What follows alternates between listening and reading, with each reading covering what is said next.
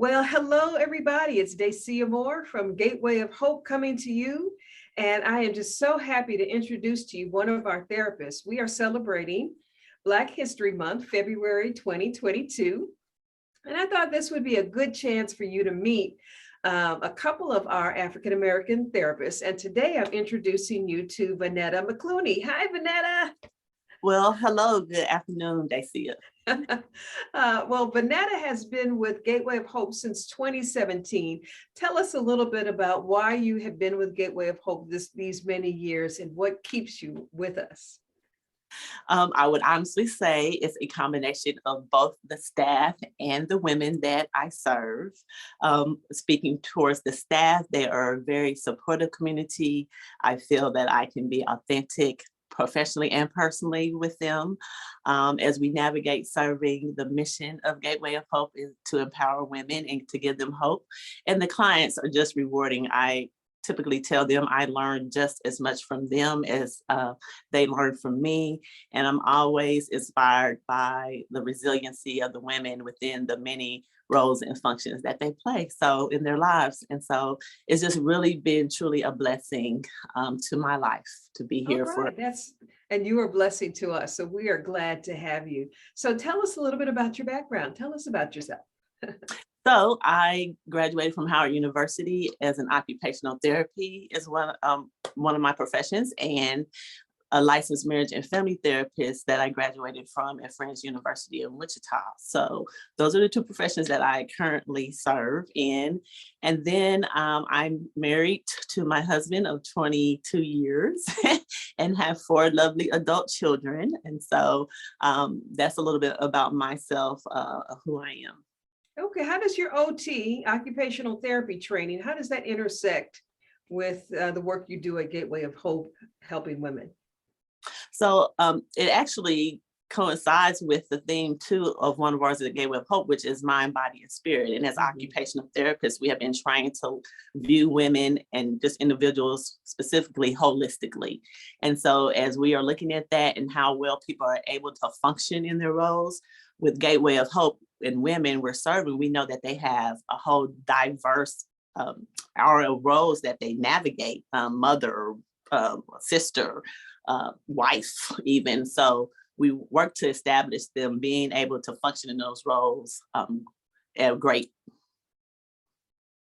Okay, that's it. I know that many women that you worked with have complimented you on the fact that, you know, they get a bonus because you give them exercises to do to help relieve stress. You know, we carry stress in our bodies. And then sometimes we have women who are struggling with pain or they have a chronic illness, and you're very helpful to them as well. So I think that's a great combination.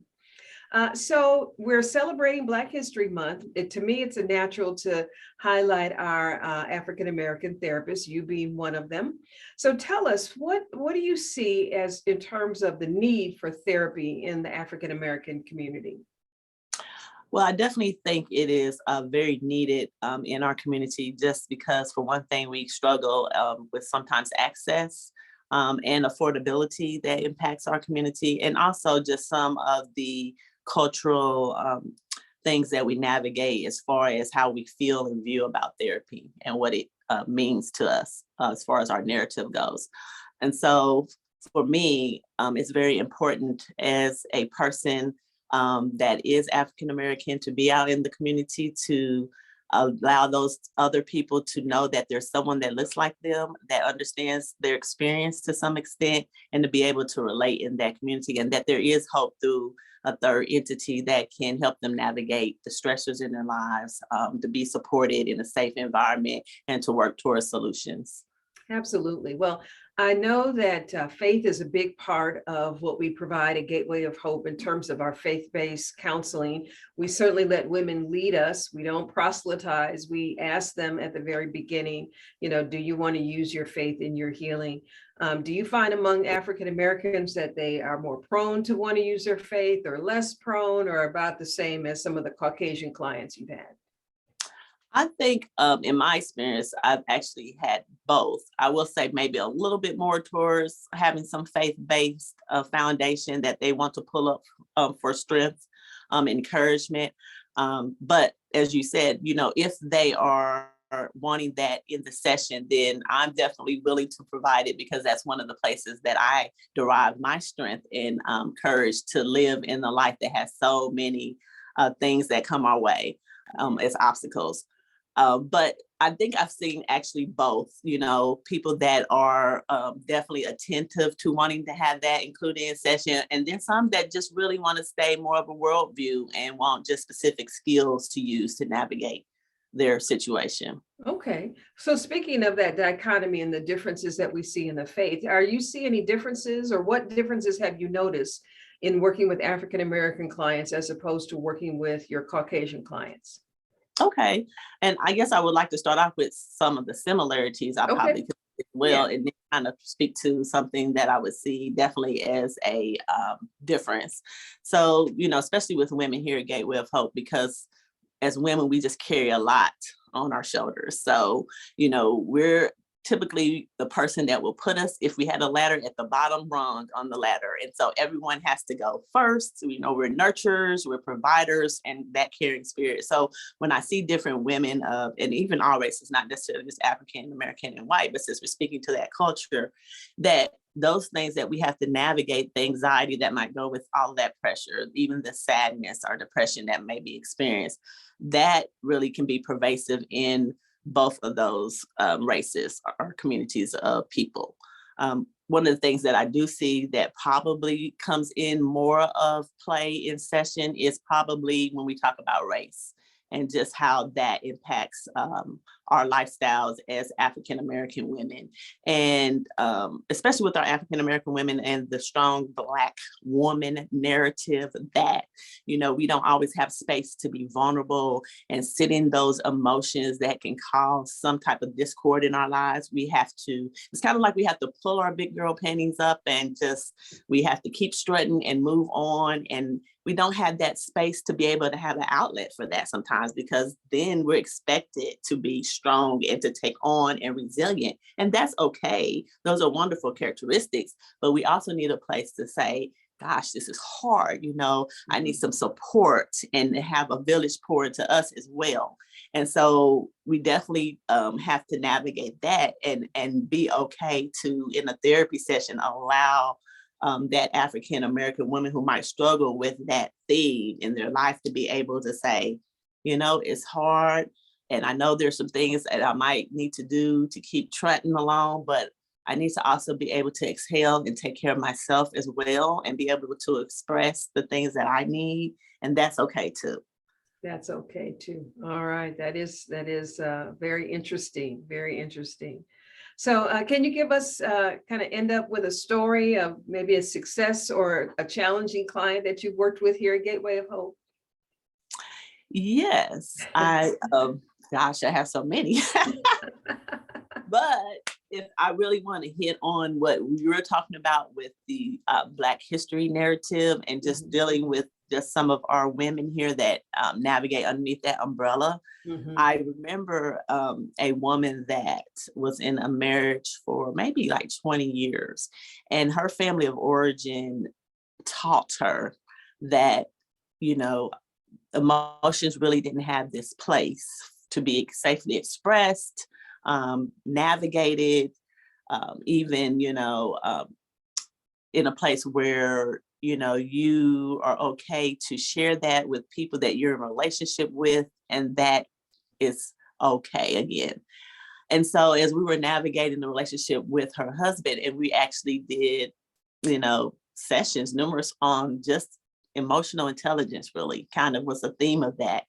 And at the end kind of that session, and it was one of our grants that we have here that's wonderful that we offer women, she was able to identify appropriate affect and appropriate body language and even thoughts to particular emotions. So if I am sad, it's okay to express the sadness, and this is what sadness means to me. And the one thing that she learned about herself was that she was angry for so long because of the status of her marriage, but did not know that she was angry and wasn't able to express it in the relationship to allow her husband to sit in a place where she felt violated or wronged.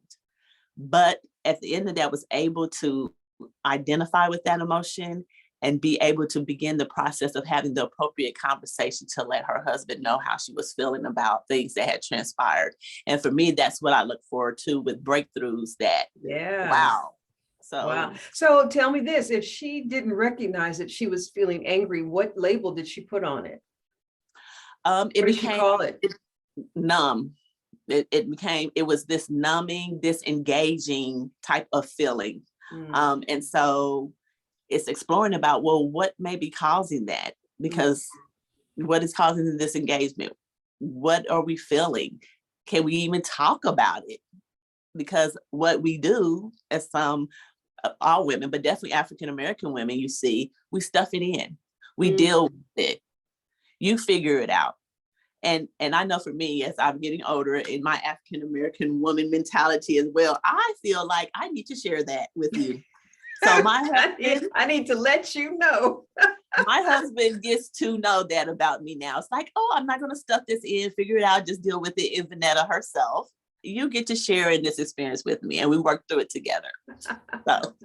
So your client was able to begin to share how she felt with her husband, and what happened with that? Can you tell us? Well, this is what I would say with that. I know initially it takes a learning curve because you're not used to your spouse being able to do that and show up in that capacity.